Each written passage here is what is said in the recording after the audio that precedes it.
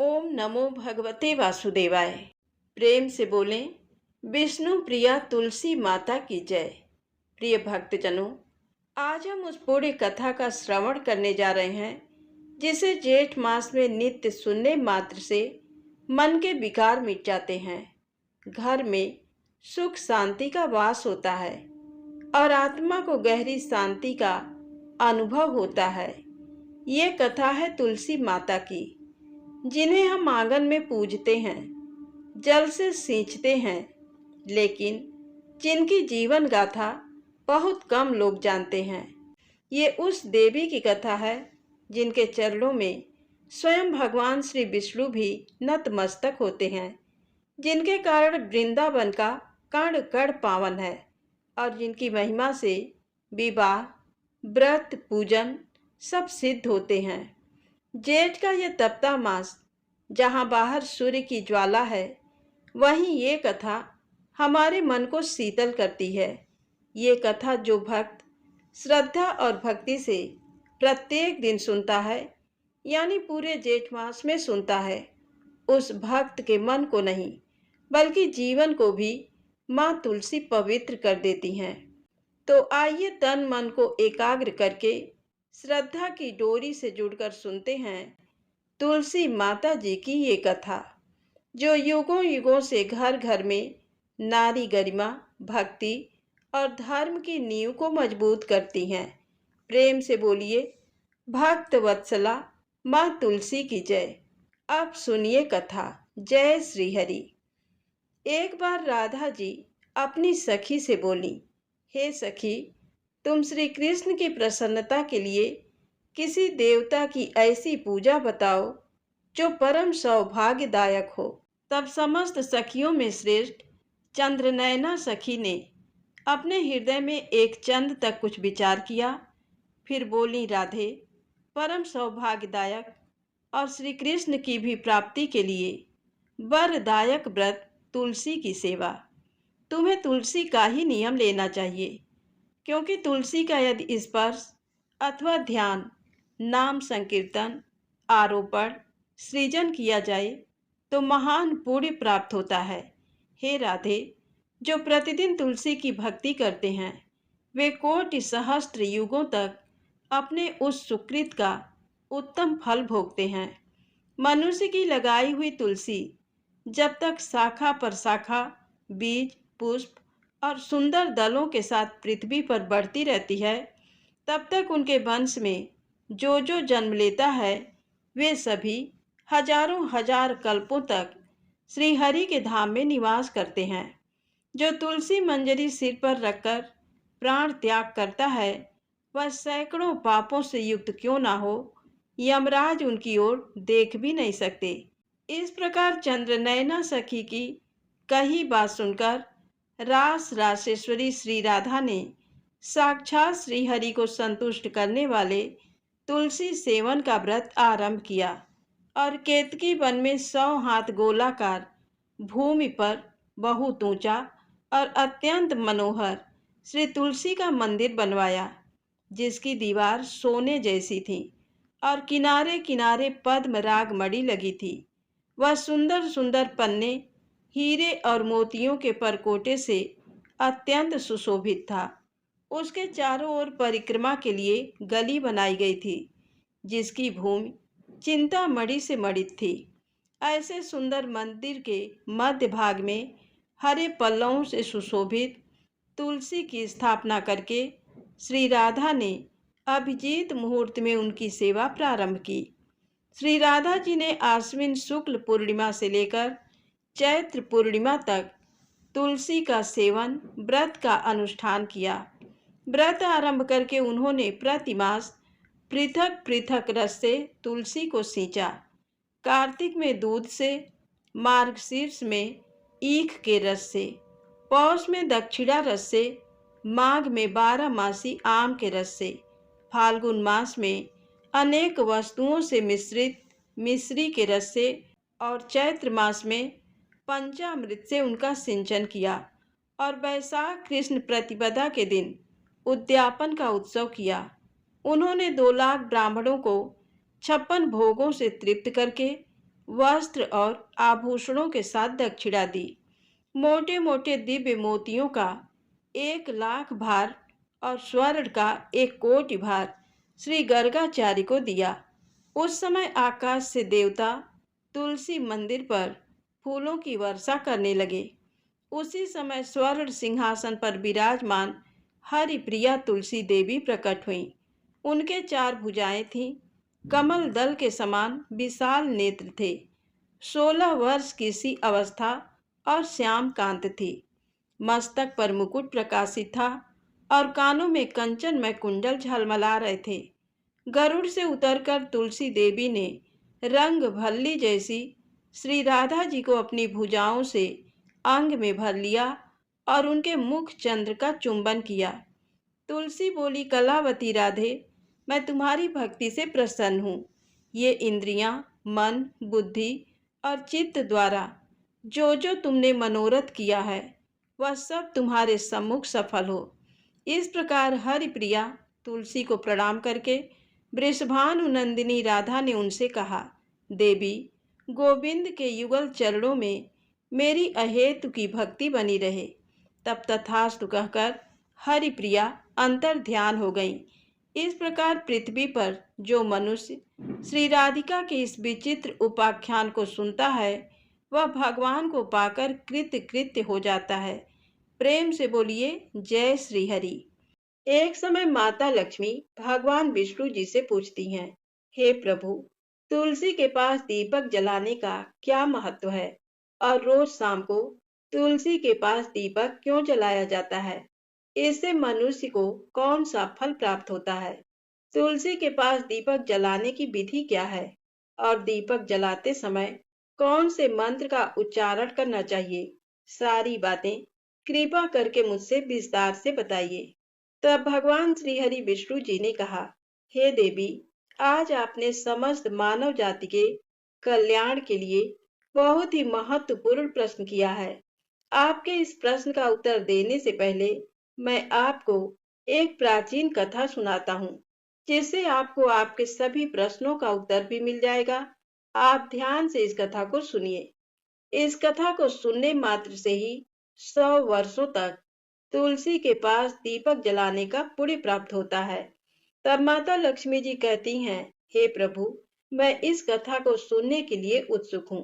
कृपा करें और इस कथा को सुनाना प्रारंभ करें। तब भगवान विष्णु माता लक्ष्मी को कथा सुनाते हैं। श्री हरि भगवान विष्णु कहते हैं कि हे देवी, पूर्व काल की बात है। दक्षिण दिशा में तुंगभद्रा नाम की एक बहुत बड़ी नदी है। इस नदी के किनारे पर हरिहरपुर नाम का एक अत्यंत सुंदर नगर बसा हुआ है। उसी नगर में काशी नाम के एक ब्राह्मण निवास करते थे। वे ब्राह्मण अत्यंत गुणवान, चरित्रवान और धर्म कार्य करने वाले थे। वेदों के मार्ग पर चलने वाले थे। उन्होंने सभी शास्त्रों का अध्ययन किया हुआ था। उन ब्राह्मण की एक पत्नी थी जिसे लोग दुराचारिणी कहकर बुलाते थे, क्योंकि उसके कर्म ही उसके नाम के अनुसार थे। वह सदा अपने पति को अपमानित करती, अपने पति के लिए कुवाच्य कहती, अपने पति को बहुत दुख देती और कभी भी अपने पति के लिए भोजन नहीं बनाती थी। उसने अपने पति के साथ कभी शयन भी नहीं किया, कभी उसके साथ प्रेम से व्यवहार नहीं किया। पति के मित्र, परिवार के लोग घर पर आते तो वह उनको अपमानित करके भगा देती और स्वयं काम भाव से उन्मत्त होकर निरंतर अन्य व्यभिचारिणी स्त्रियों के साथ घूमा करती। उसका मन पति को छोड़कर पराये पुरुषों में ही लगा रहता। उसने कभी अपने पति से प्रेम से बात नहीं की, किंतु पराये पुरुषों के संग बैठकर बातें किया करती थी। पराये पुरुषों को मोहित करने के लिए सज धज कर गांव में घूमने जाती। कभी वन में किसी वृक्ष के नीचे खड़ी रहकर सुंदर पुरुषों की राह देखती और किसी दुष्ट पुरुष को मोहित करके उसके संग भोग विलास करती। फिर एक दिन वह दुराचारिणी स्त्री वन में जाकर एक वृक्ष के नीचे खड़ी हो गई। उस समय उसका चित्त काम से भरा हुआ था। वह किसी सुंदर कामी पुरुष की राह देख रही थी, किंतु बहुत समय बाद भी उस स्थान पर कोई पुरुष नहीं आया, तो वह बहुत दुखी हो गई। और प्रियतम की खोज में इधर उधर देखने लगी। उस दिन उसका सारा परिश्रम व्यर्थ हो गया। वह वहां पर खड़ी होकर नाना प्रकार की बातें कहकर विलाप करने लगी। आज तो इस मार्ग में कोई भी सुंदर पुरुष ही नहीं आया। अब मैं कैसे अपनी काम वासना को शांत करूं? इतना सब कहकर जोर जोर से विलाप करने लगी। उस जंगल में एक भयानक बाघ निवास करता था। उस पापाग्नि स्त्री की आवाज सुनकर वह जाग गया और उछलकर उस स्त्री का भक्षण करने के लिए उसके पास आ गया। उस भयंकर बाघ को देखकर उस स्त्री के तो पसीने छूटने लगे। वह भय से थरथर कांपने लगी। वह स्त्री कुछ करती, इतने में ही उस बाघ ने अपने पंजे से उसे घायल कर दिया और वह जमीन पर गिर पड़ी। जमीन पर गिरते ही चिल्लाते हुए कहने लगी, अरे बाघ, तू किस लिए यहाँ पर आया है और मुझे क्यों मार रहा है? तू मुझे छोड़ दे। मेरा भक्षण करके तुझे क्या मिलेगा? उसकी बातें सुनकर वह भयानक बाघ क्षण भर के लिए रुक गया और हंसते हुए बोला, अरे दुष्टा, आज विधाता ने तुझे ही मेरा ग्रास नियुक्त किया है। तुझ जैसी स्त्री का भक्षण करना ही मेरा काम है, तभी तुझे इस शरीर से मुक्ति मिलेगी। तब वह स्त्री कहने लगी, हे बाघ, तुम कौन हो? मुझे सच सच बताओ, तुम्हें किस कारण से बाघ की योनि में जन्म लेना पड़ा और तुम मुझ जैसी स्त्रियों का भक्षण क्यों करते हो? पहले मुझे सारी बात बताओ और फिर मेरा भक्षण करना। तब बाघ कहता है कि अरे पापनी, मैं तुझे अपने पूर्व जन्म का सारा वृत्तांत सुनाता हूँ कि किस कारण से मुझे बाघ बनना पड़ा। तू ध्यान से सुन। पूर्व काल में दक्षिण देश में एक नदी थी। उस नदी के तट पर एक नगर बसा हुआ था। उस नगर में मैं निवास करता था। मैं एक ब्राह्मण का पुत्र था और नदी के किनारे बैठकर यज्ञ आदि कार्य करता था। मैंने उस जन्म में अनेक पापियों के लिए यज्ञ किए। उन पापियों के घर का भोजन किया। मैंने धन के लोभ से अनेक पापियों के कार्य किए। जिन वस्तुओं का दान ब्राह्मण को नहीं लेना चाहिए, उन वस्तुओं का दान भी मैंने ग्रहण किया और दूसरों से धन लेता था, लेकिन कभी वापस भी नहीं करता था। इस प्रकार पाप करते हुए मुझे बहुत साल बीत गए और मैं वृद्ध हो गया। मेरे बाल सफेद हो गए, मुंह के सारे दांत भी गिर गए, लेकिन फिर भी मेरे दान लेने की आदत नहीं छूटी और मैं पाप करता चला गया। एक दिन धन के लोभ से नदी किनारे गया और अन्य धूर्त ब्राह्मणों के साथ मिलकर हमने लोगों को वहां पर ठगा।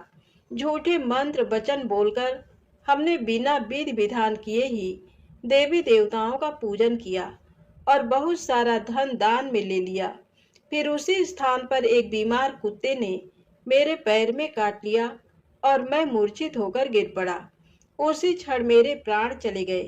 फिर यम के दूत उस स्थान पर प्रकट हुए और मुझे पकड़कर यमपुरी में ले गए। वहां पर यमराज ने चित्रगुप्त से मेरे कर्मों का लेखा जोखा निकालने के लिए कहा। फिर चित्रगुप्त कहने लगे, हे धर्मराज, इस ब्राह्मण ने तो घोर पाप किए हैं। इसने दूसरों से झूठ कहकर धन लूटा है। विधि विधान से पूजा ना करके झूठे मंत्र बोलकर भगवान का अपमान किया है। इसीलिए ये पापी ब्राह्मण केवल नरक जाने के योग्य है। फिर यमराज ने अपने दूतों को आदेश देकर मुझे नरक की अग्नि में डाल दिया और कई वर्षों तक सजा भोगने के बाद मुझे बाघ का ये शरीर प्राप्त हुआ और मैं इस दुर्गम वन में निवास करने लगा। मैं अपने पूर्व जन्म के पापों को याद करके कभी महात्मा, साधु पुरुष और कभी भी सती स्त्रियों का भक्षण नहीं करता हूँ। मैं केवल पापी, दुराचारी और उल्टा स्त्रियों का ही भक्षण करता हूँ ताकि मुझे मेरे पापों से मुक्ति मिल जाए। फिर वह बाघ उस स्त्री से कहने लगा, हे पापिनी, तेरे आचरण से तो तू उल्टा दिखाई देती है। अपने पति को छोड़कर तू इस वन में अन्य पुरुषों के साथ भोग विलास करने के लिए आई है। इसीलिए आज तू मेरा ग्रास अवश्य बनेगी। इतना कहकर उस बाघ ने अपने तीक्ष्ण नाखून से उस पापी स्त्री के टुकड़े टुकड़े कर दिए और उसे खा लिया। फिर उस स्थान पर यम के दूत प्रकट हुए और उस पापनी स्त्री को उठाकर यमपुरी में ले गए। चित्रगुप्त जी ने उस स्त्री का लेखा जोखा निकाला और यमराज जी को बताया। यमराज ने उस स्त्री को घोर नरक में डाल दिया। कई वर्षों तक नरक की अग्नि में जलने के बाद उसने फिर से पृथ्वी लोक पर एक चांडाल के घर में जन्म लिया और वह फिर से दुख भोगने लगी। इस दुख को सहन करते करते एक दिन वह तीर्थों में स्नान करने के उद्देश्य से आनंदपुरा में चली गई। वहां पर एक आश्रम के बाहर निवास करने लगी। वहां उस आश्रम में एक तुलसी का पौधा था। अन्य स्त्रियों को वहां पर उसने तुलसी के पास दीपक जलाते हुए देखा, तो उस पापी स्त्री ने भी वही किया। उसने तुलसी के पौधे के पास एक दीपक जला दिया। फिर उसी रात हृदय घात से उसकी मृत्यु हो गई और यमराज के दूत उसे ले जाने के लिए वहां पर प्रकट हुए। जैसे ही यम के दूत उस पापी स्त्री को पांसे में बांधकर ले जाने लगे, तभी भगवान विष्णु के दो पार्षद उस स्थान पर प्रकट हुए और उन्होंने उन दोनों को रोक दिया और कहने लगे, हे दूतों, तुम इस स्त्री को छोड़ दो। ये स्त्री नर्क जाने की योग्य नहीं। तुम किसके आदेश से ऐसा अधर्म कर रहे हो? तब यमदूतों ने कहा कि हम यमराज के आदेश से इसे लेने आए हैं, किंतु आप हमें किस कारण रोक रहे हैं? ये स्त्री अत्यंत पापनी है। तब भगवान विष्णु के पार्षद कहने लगे, ये स्त्री तो विष्णु भक्त है, ये नर्क जाने की योग्य नहीं। इसने शाम के समय तुलसी के पास दीपक जलाया है, इसी कारण से इसके सभी पाप नष्ट हो गए और अब ये नर्क जाने की नहीं बल्कि स्वर्ग जाने की अधिकारी बन गई है। पार्षदों की बातें सुनकर यमदूतों ने उस स्त्री को उसी स्थान पर छोड़ दिया और यमलोक में चले गए। वहां जाकर उन्होंने यमराज को सारा वृत्तांत सुना दिया।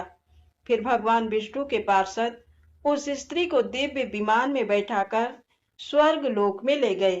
भगवान विष्णु कहते हैं, हे देवी, इस प्रकार से तुलसी के पास केवल दीपक जलाने मात्र से ही मनुष्य के सभी पाप नष्ट हो जाते हैं।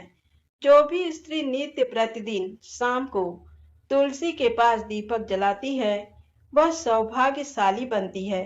उसके पूर्व जन्मों के सभी पाप नष्ट हो जाते हैं और उसे सुख समृद्धि की प्राप्ति होती है। भगवान विष्णु कहते हैं कि हे देवी, मुझे मोती, माणिक, रत्न कुछ भी अर्पित कर दो, लेकिन मुझे उतनी प्रसन्नता नहीं होती जितनी कि मनुष्यों के द्वारा एक तुलसी का पत्ता अर्पण करने से प्राप्त होती है। 10,000 गोदान से मनुष्य को जो फल प्राप्त होता है, वही फल तुलसी पत्र के दान से प्राप्त हो जाता है। मृत्यु के समय जो भी मनुष्य अपने मुख में तुलसी पत्र का जल पा जाता है, वह भगवान विष्णु के धाम में जाता है। भगवान विष्णु कहते हैं, हे देवी, जिस प्रकार देवी लक्ष्मी से बैकुंठ को ऐश्वर्य प्राप्त होता है, उसी प्रकार बैकुंठ में तुलसी देवी के कारण पवित्रता प्राप्त होती है।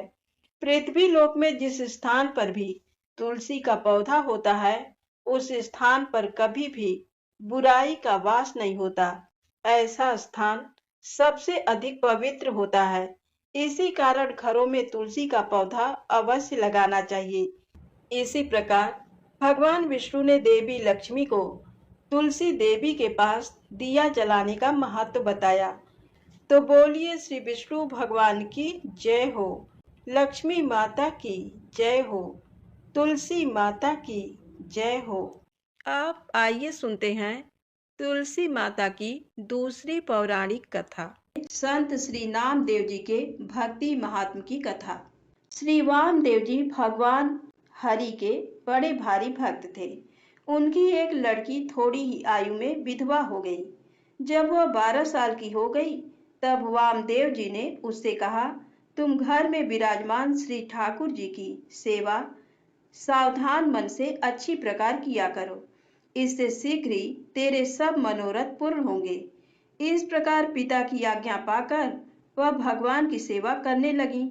उस पर भगवान शीघ्र ही प्रसन्न हो गए और उसे प्रत्यक्ष अपना दर्शन दिया। भगवान की सुंदर छवि का दर्शन करके वामदेव की पुत्री के मन में एक भक्त पुत्र प्राप्त करने की इच्छा हुई।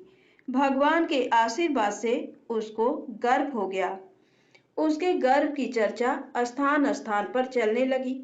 चलते चलते ये बात वामदेव जी के कान में पड़ी। तब उन्होंने लड़की से पूछा और उसका उत्तर सुनकर ये निश्चय किया कि भगवान ने ही पुत्री को अपनाया है। समय पूर्ण होने पर बालक का जन्म हुआ और वामदेव जी ने उसका नाम नामदेव रखा। पुत्र जन्म के उत्सव में ब्राह्मणों और निर्धनों को जी भरकर अपनी संपत्ति उन्होंने लुटाई। बालक नामदेव दिन प्रतिदिन बढ़ने लगा। उसके ऊपर कुछ और ही अलौकिक रंग चढ़ने लगा। उसके अंग अंग में भगवत भक्ति के भाव व्याप्त हो गए। अत्यंत सुंदर, सबको सुख देने वाला उसका दिव्य स्वरूप प्रकट हुआ। श्री नामदेव जी बचपन में खिलौनों में खेलते थे। खेलते ही खेलते भगवान की सेवा पूजा करते थे। वे किसी काष्ठ या पाषाण की मूर्ति बना लेते और फिर उसे बड़े प्रेम से वस्त्र पहनाते, भोग लगाते, घंटा बजाते तथा नेत्र बंद करके मन में अच्छी तरह भगवान का ध्यान करते। वे जैसे जैसे इन कार्यों को करते थे वैसे वैसे वे अत्यंत सुख पाते थे। प्रेम बस उनके नेत्रों में जल भर जाता। नामदेव जी अपने नाना वामदेव जी से बार बार कहते कि भगवान की सेवा मुझे दे दीजिए, सेवा मुझे बहुत प्यारी लगती है। इस प्रकार नामदेव जी ने बार बार कहा। कुछ समय बाद वामदेव जी ने नामदेव से कहा कि मैं एक गांव को जाऊंगा और 3 दिन में लौट आऊंगा। तब तक तुम भगवान की सेवा करना और भगवान को दूध पिलाना, स्वयं मत पी जाना। यदि अच्छी प्रकार से 3 दिन सेवा करोगे तो तुम्हें ही सेवा सौंप दी जाएगी। श्री नामदेव जी के हृदय में सेवा प्राप्त करने की लालसा बढ़ी। वे नाना जी से बार बार पूछते कि आप अभी गए नहीं। एक दिन नाना जी के बाहर गांव जाने का समय आ गया। वे चले गए। नामदेव जी ने अच्छी तरह देखभाल कर कड़ाही में 2 सेर दूध डाला और मन में निश्चय किया कि दूध को औटाकर अति उत्तम बनाऊं, जिससे प्रसन्न होकर प्रभु पी लें। श्री नामदेव जी के हृदय में प्रेम की बड़ी भारी उमंग थी। उन्हें चिंता भी थी कि सेवा में कोई त्रुटि न हो जाए। बालक नामदेव जी दूध औटाकर उसे एक सुंदर कटोरे में भरकर भगवान के समीप ले आए। दूध में इलायची और मिश्री मिलाई। दूध पिलाने की आशा से पर्दा तक कर दिया। कुछ देर प्रेम की लंबी श्वासें भरते रहे। फिर पर्दा हटाकर देखा तो दूध भरा कटोरा ज्यों का त्यों रखा था। इससे इनके मन में बड़ी निराशा हुई और भगवान से प्रार्थना करने लगे कि प्रभु आप दूध पीकर तृप्त हो जाएं। श्री नामदेव जी भगवान को दूध भोग लगाते और ये देखते कि भगवान ने दूध नहीं पिया है। इस प्रकार 2 दिन बीत गए। स्वयं भी उन्होंने अन्न जल आदि कुछ भी ग्रहण नहीं किया और इस बात को अपने मन में ही छिपा कर रखा। माता जी को भी नहीं बताया और भूखे प्यासे ही रात को सो गए। पर चिंता के कारण निद्रा नहीं आई। तीसरे दिन का सवेरा हुआ। फिर उसी प्रकार सावधानी से दूध को औटाया, इलायची मिश्री मिलाई और आज प्रभु अवश्य ही दूध पी लेंगे। इस भाव से मन को मजबूत करके भगवान के सामने दूध रखा और कहा, प्रभु नाना जी दूध पिलाने को कह गए थे, आप दूध को पीजिए, तभी मैं प्रसन्न होऊंगा। इतने पर भी जब भगवान ने दूध नहीं पिया तब श्री नामदेव जी बोले, मैं बारंबार आपसे दूध की विनती करता हूँ, परंतु आप दूध नहीं पीते हैं। कल प्रातःकाल नाना जी आ जाएंगे और वे हम पर रुष्ट होंगे, फिर कभी सेवा मुझे नहीं देंगे। इसलिए ऐसे जीने से तो मरना ही अच्छा है। ऐसा कहकर छुरी निकाली और भगवान को दिखाकर अपना गला काटने के लिए गले पर छुरी चलाना ही चाहते थे कि भगवान ने हाथ पकड़ लिया और कहा कि अरे ऐसा मत करो, मैं अभी दूध पीता हूँ। ये कहकर भगवान दूध पीने लगे। श्री नामदेव जी ने देखा कि वे तो सब दूध पी जाएंगे। तब बोले कि थोड़ा सा प्रसाद मेरे लिए भी रहने दीजिएगा, क्योंकि नाना जी के भोग लगाने पर मैं सदा दूध प्रसाद पीता था।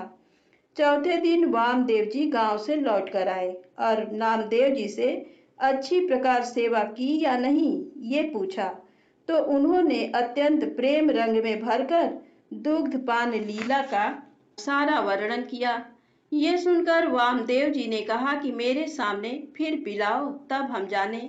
तब श्री नामदेव जी ने उसी प्रकार दूध तैयार करके भगवान के सामने रखा, पर भगवान ने नहीं पिया। तब अड़ गए। उसी प्रकार छुरी निकालकर गला काटने को तैयार हो गए कि कल पीकर आज नाना जी के सामने मुझे झूठा बनाना चाहते हो, आपको दूध पीना ही पड़ेगा। बालक के प्रेम हट से प्रसन्न होकर भगवान ने वामदेव जी के देखते देखते दूध पिया और प्रसाद नामदेव जी को पिलाया। वामदेव जी ने सोचा कि मैंने जीवन भर सेवा की, पर दर्शन नहीं हुए। आज बालक के प्रभाव से दर्शन हुए।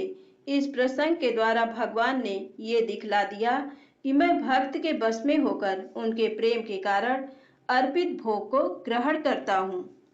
एक बार मुसलमानों के राजा सिकंदर लोदी ने श्री नामदेव जी को बुलवाकर कहा कि आप साहब से मिले हैं, उनका दर्शन करते रहते हैं, ऐसा मैंने सुना है, तो हमें भी साहब से मिला दीजिए और कुछ विचित्र चमत्कार दिखलाइए। तब श्री नामदेव जी ने कहा कि यदि हम में कोई शक्ति या चमत्कार होता तो फिर खाने के लिए दिन भर धंधा ही क्यों करते। इसी प्रकार दिन भर धंधा सिलाई छपाई करने से जो भी कुछ मिल जाता है उसे संतों के साथ बांटकर खाता हूँ। उन्हीं संतों की सेवा के प्रताप से लोग मुझे भक्त कहते हैं और दूर दूर तक मेरा नाम फैल गया है। तभी आपने भी हमें यहाँ अपने दरबार में बुलाया है। ये सुनकर बादशाह ने कहा, आप इस मरी हुई गाय को जीवित कर दीजिए और अपने घर को जाइए, नहीं तो कारागार में रहना पड़ेगा, क्योंकि तुम झूठे भगत बनकर लोगों को ठगते हो। तब उन्होंने सहज स्वभाव से एक प्रार्थना का पद गाकर गाय को जीवित कर दिया और प्रभु कृपा का अनुभव करके सुखी हुए। ये देखकर बादशाह अति प्रसन्न हुआ और श्री नामदेव जी के चरणों में पड़ गया। ये विचित्र चमत्कार देखकर बादशाह ने श्री नामदेव जी से कहा कि आप कृपा करके कोई देश या गांव ले लीजिए, जिससे मेरा भी कुछ नाम हो जाए। तब उन्होंने उत्तर दिया कि हमें कुछ भी नहीं चाहिए।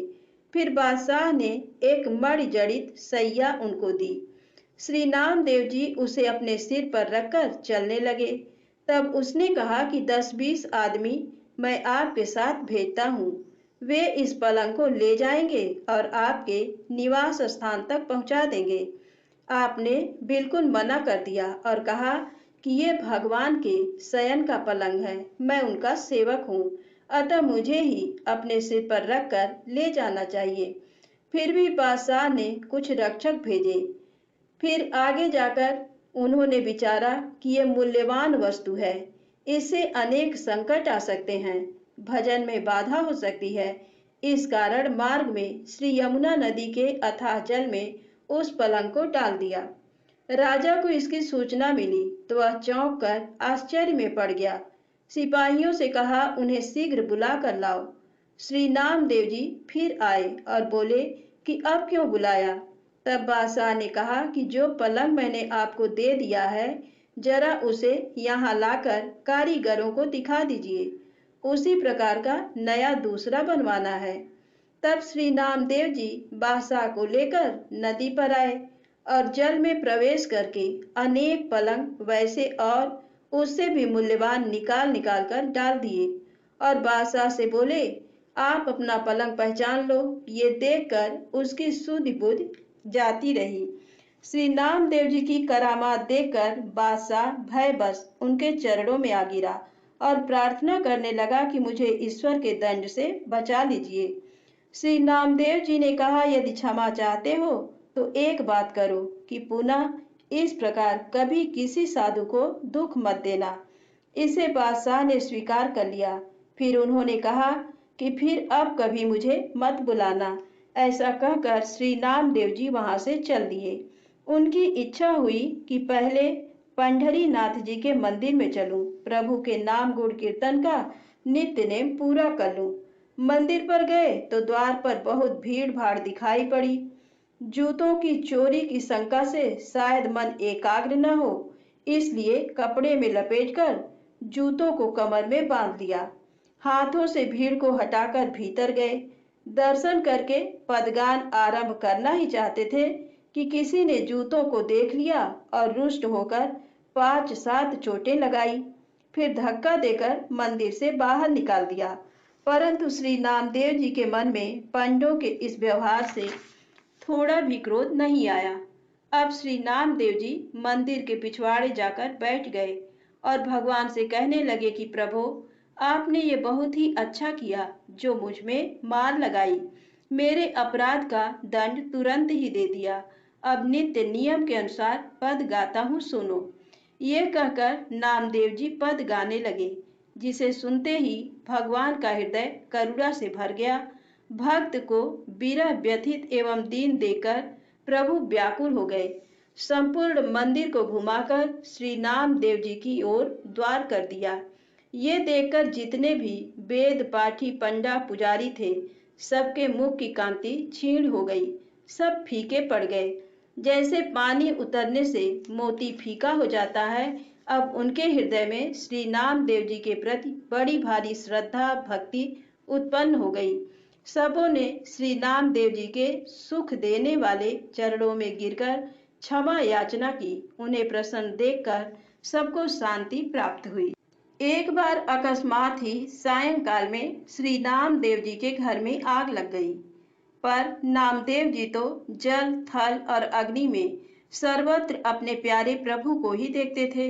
अतः अपने घर में जो दूसरे सुंदर पदार्थ घी, गुड़ आदि जलने से रह गए थे, उन्हें भी उठा उठाकर जलती हुई आग में डालते हुए प्रार्थना करने लगे, हे नाथ, इन सब वस्तुओं को भी स्वीकार कीजिए। भक्त की ऐसी सुंदर भावना देखकर भगवान ने प्रकट होकर दर्शन दिया और हंसकर बोले कि अत्यंत कोमल मुझ श्याम सुंदर को तीक्ष्ण असह्य अग्नि की ज्वाला में भी देखते हो। श्री नामदेव जी ने कहा, प्रभु, ये आपका भवन है, आपके अतिरिक्त दूसरा कौन यहाँ आ सकता है। ये सुनकर प्रसन्न होकर प्रभु अंतर्धान हो गए, अग्नि शीतल हो गई।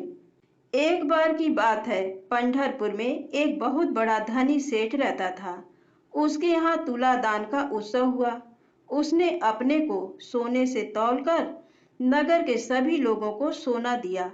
सेठ ने लोगों से पूछा कि कोई रह तो नहीं गया। तब लोगों ने कहा, श्री नामदेव जी भगवान के बड़े प्रेमी संत हैं, वे रह गए हैं। सेठ ने कहा, उन्हें बुला कर लाओ। सेठ के नौकर मुनीम बुलाने गए। दान ब्राह्मणों को दो, हमें कुछ भी नहीं चाहिए, ऐसा कहकर बड़भागी श्री नामदेव जी ने पहली और फिर दूसरी बार लोगों को वापस लौटा दिया, जाने से मना कर दिया। पर तीसरी बार अति आग्रह देकर नामदेव जी सेठ के घर पर आए और सेठ से बोले, तुम बड़े भाग्यशाली हो, कहो हमसे क्या कहते हो। सेठ जी ने कहा, आप मेरे द्वारा दिए गए कुछ धन को स्वीकार कीजिए, जिससे मेरा कल्याण हो। तब नामदेव जी ने कहा, तुम्हारा कल्याण तो हो गया, अब मुझे कुछ देने की आपकी प्रबल इच्छा है तो दीजिए। श्री नामदेव जी का एकमात्र प्रिय सर्वस्व जो श्री गोविंद चरण प्रिय श्री तुलसी हैं, ऐसे श्री तुलसी के पत्ते में आधा राम नाम अर्थात केवल रा लिखकर उसे दिया और कहा कि इसके बराबर तौलकर दे दीजिए। सेठ ने अभिमान पूर्वक कहा, महाराज क्यों हंसी करते हो, इतने थोड़े से सोने से क्या होगा, कृपा करके कुछ अधिक लीजिए, जिससे मुझ दाता की हंसी ना हो। नामदेव जी ने कहा, इसके बराबर सोना तौलकर देखो तो सही, फिर देखो कि क्या विचित्र खेल होता है। यदि तुम इसके बराबर पूरा करके सोना दे दोगे तो मैं तुम पर प्रसन्न होऊंगा। ये सुनकर सेठ जी एक तौलने का कांटा ले आए और एक ओर तुलसी पत्र तथा दूसरी ओर सोना चढ़ाया। उस समय बड़ा विचित्र आश्चर्य हुआ, सोने का ढेला तुलसी पत्र से बराबर नहीं हुआ। सेठ जी उदास हो गए, जिससे 5-7 मन तौला जा सके ऐसा बड़ा तराजू मंगवाया। उस पर एक ओर तुलसी पत्र, दूसरी ओर घर भर का संपूर्ण सोना चांदी आदि रखा। पूरा न पड़ने पर जाति कुटुंब वालों के घरों से ला लाकर बहुत सा धन रखा, परंतु वह सब तुलसी पत्र के बराबर नहीं हुआ। श्री राम नाम लिखित तुलसी पत्र के महत्व को देखकर घर के सभी स्त्री पुरुषों के समेत सेठ जी को बड़ा शोक तथा दुख हुआ।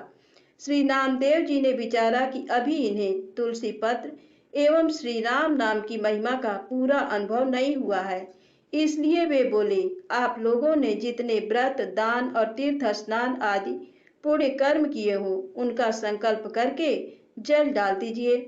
सभी लोगों ने पुण्यों का स्मरण कर करके संकल्प पढ़कर जल डाला, पर इस उपाय के करने से भी काम न चला। जिधर तुलसी पत्र रखा था वह पलड़ा अपने पैर भूमि में गाड़ रहा था। ये देखकर सभी लोग लज्जित हो गए और प्रार्थना करने लगे कि इतना ही ले लीजिए। श्री नामदेव जी ने कहा, हम इस तुच्छ धन को लेकर क्या करें? हमारे पास तो राम नाम धन है, ये धन उसकी बराबरी नहीं कर सकता है। इस धन से कल्याण होना संभव नहीं है। नाम की और तुलसी की महिमा देखकर आज से इस धन को तुच्छ समझो और राम नाम रूपी धन से प्रेम करो, गले में तुलसी धारण करो, राम नाम जपो। ये कहकर श्री नामदेव जी ने सबके हृदय में भक्ति का भाव भर दिया। सबकी बुद्धि प्रेम रस से भीग गई। एक बार भगवान के मन में ये उमंग उठी कि श्री नामदेव जी की एकादशी व्रत निष्ठा का परीक्षा लिया जाए।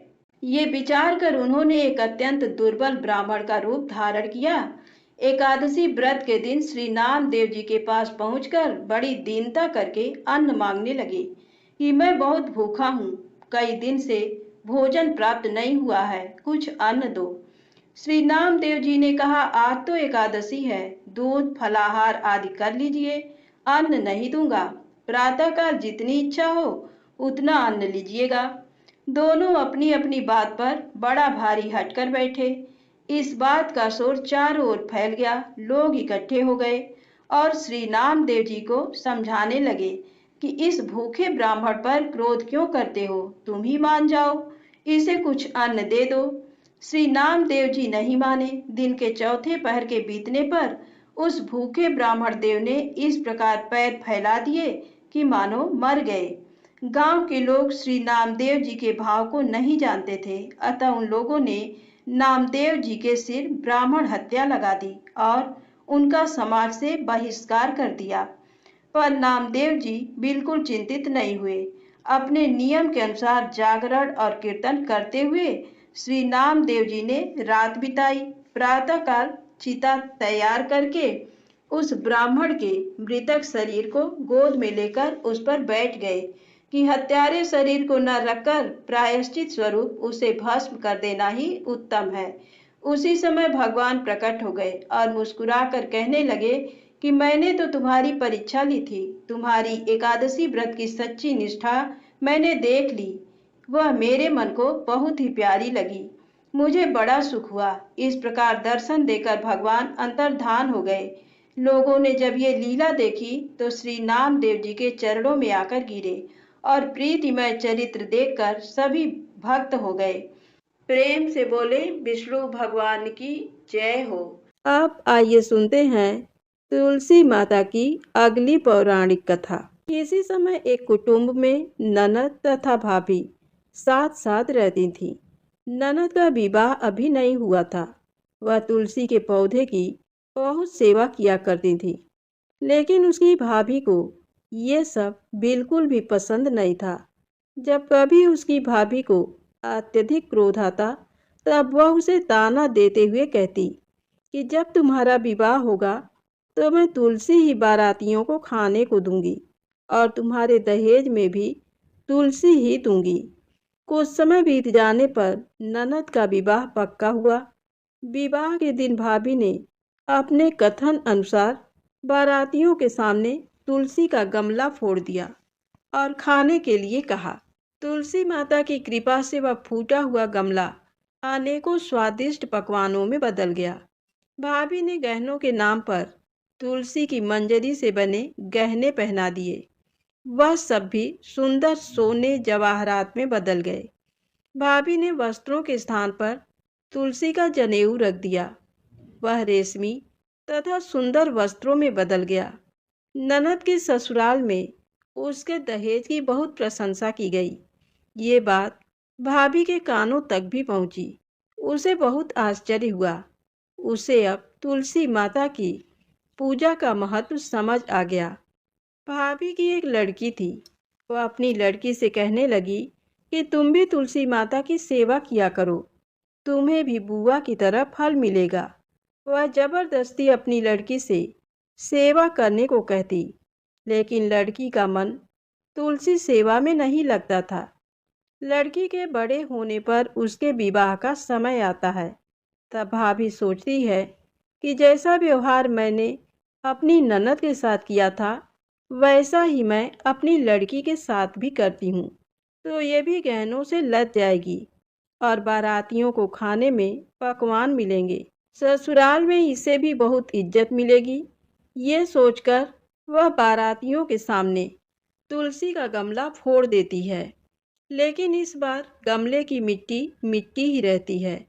मंजरी तथा पत्ते भी अपने रूप में ही रहते हैं। जनेऊ भी अपना रूप नहीं बदलता है। सभी लोग और बारातियों द्वारा भाभी की बुराई की जाती है। लड़की के ससुराल वाले लड़की की बुराई करते हैं। भाभी अपनी ननद को कभी नहीं बुलाती थी। एक दिन भाई ने सोचा, मैं बहन से मिलकर आता हूँ। उसने अपनी पत्नी से कहा कि कुछ उपहार बहन के पास ले जाने की बात कही। भाभी ने थैले में ज्वार भरकर कहा कि जो कुछ भी है तुम यही ले जाओ। वह दुखी मन से बहन के पास चल दिया। वह सोचता रहा कि कोई भाई अपने बहन के घर ज्वार कैसे ले जा सकता है। ये सोचकर वह एक गौशाला के पास रुका और ज्वार का थैला गाय के सामने पलट दिया। तभी गौपालक ने कहा कि आप गाय के सामने हीरे मोती तथा सोना क्यों डाल रहे हैं। यह देखकर भाई को बड़ा ही आश्चर्य हुआ और उसने सभी हीरे मोती तथा सोना वापस अपने थैले में रख लिए। भाई ने सारी बात अपनी बहन को बताई और बड़ी खुशी खुशी उसने सारे हीरे मोती और सोना अपने बहन को दिए। दोनों भाई बहन एक दूसरे को देखकर अत्यंत ही प्रसन्न हुए। जैसी कृपा माता तुलसी ने ननद पर की, ऐसी ही कृपा सभी पर करना। तो प्रेम से बोले तुलसी माता की जय हो।